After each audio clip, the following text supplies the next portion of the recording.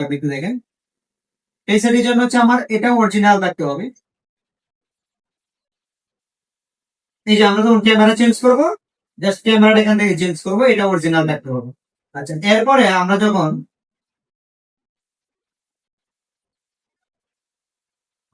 এখান থেকে স্পিকার খারাপ হয়ে যাবে, জাস্ট স্পিকার চেঞ্জ করবো, বা রেবন খারাপ হয়ে যাবে, রেবন চেঞ্জ করবো। কিন্তু ওই যে আমাদের ফ্লাড ইমিনেটর এবং প্রক্সিমিটি সেন্সরটা আছে, এটা অরিজিনাল থাকতে হবে। অর্থাৎ আমার যদি রেবন খারাপ হয়ে যায়, নতুন একটা রেবন লাগাবো, কিন্তু ওই নতুন রেবনের জায়গায় নতুন প্রক্সিমিটি সেন্সরটা ফেলে দিয়ে আমরা অরিজিনাল প্রক্সিমিটি সেন্সরটা এখানে লাগিয়ে দিব। আর যদি স্পিকার খারাপ হয়ে যায়, আমরা নতুন এই ফ্ল্যাশটা ঠিক রেখে জাস্ট স্পিকারটা চেঞ্জ করবো। এক কথায় যদি সহজ ভাষায় এক কথা বুঝাইতে চাই, সেই ক্ষেত্রে আমার এই যে প্রক্সিমিটি সেন্সর এবং ফ্লাড ইমিনেটর লাইট, আর হচ্ছে এখানে যে আমার ইনফ্রারেড ক্যামেরা এবং ডট প্রজেক্টর, এই চারটা বিষয় আমার ঠিক থাকতে হবে। এই চারটা যদি ঠিক থাকে, আমরা অন্য কোনো প্রবলেম হইলে এগুলো আমরা সলভ করতে পারবো। আর যদি সলভ অন্যগুলো আমরা চেঞ্জ করি, তাও আমাদের কোনো প্রবলেম হবে না। এগুলো অরিজিনাল রাখতে হবে। আর এগুলো যদি প্রবলেম হয়, এগুলো রিপেয়ার করা যায় বিভিন্ন ভাবে। যেমন ডট প্রজেক্টর প্রবলেম হইতে পারে, প্রক্সিমিটি সেন্সর প্রবলেম হইতে পারে, এগুলো রিপেয়ার করা যায়।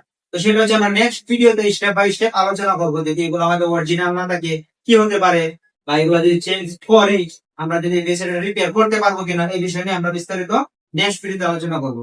আজকে ভিডিওটা এই পর্যন্তই। যদি ভিডিওটা ভালো লাগে, অবশ্যই সাবস্ক্রাইব করে চ্যানেলটা, আর ভিডিওটা শেয়ার করে দিবেন। আর আমাদের 25 তারিখে অনলাইন ব্যাচ চালু হচ্ছে, যারা জয়েন করতেছেন রাত 10টা থেকে 25 তারিখে আমাদের অনলাইন ব্যাচ চালু হচ্ছে। ধন্যবাদ সবাইকে। একটু দেখেন, এই সেটির জন্য হচ্ছে আমার এটা অরিজিনাল থাকতে হবে। এই যে আমরা যখন ক্যামেরা চেঞ্জ করবো, জাস্ট ক্যামেরাটা এখান থেকে চেঞ্জ করবো, এটা অরিজিনাল থাকতে হবে। আচ্ছা, এরপরে আমরা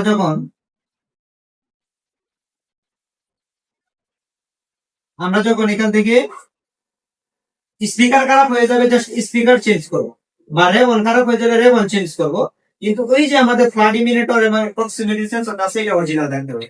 অর্থাৎ আমার যদি রেবন খারাপ হয়ে যায়, নতুন একটা রেবন লাগাবো, কিন্তু ওই নতুন রেবনের জায়গায় নতুন প্রক্সিমিটি সেন্সরটা ফেলে দিয়ে আমরা অরিজিনাল প্রক্সিমিটি সেন্সরটা এখানে লাগিয়ে দিব।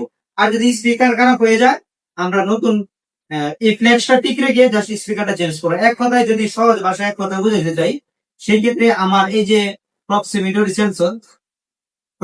সেন্সর এবং ফ্লাড ইমিনেটর লাইট, আর হচ্ছে এখানে যে আমার ইনফ্রারেড ক্যামেরা এবং ডট প্রজেক্টর, এই চারটা বিষয় আমার ঠিক থাকতে হবে। এই চারটা যদি ঠিক থাকে, আমরা অন্য কোনো প্রবলেম হইলে এগুলো আমরা সলভ করতে পারবো। আর যদি অন্যগুলো আমরা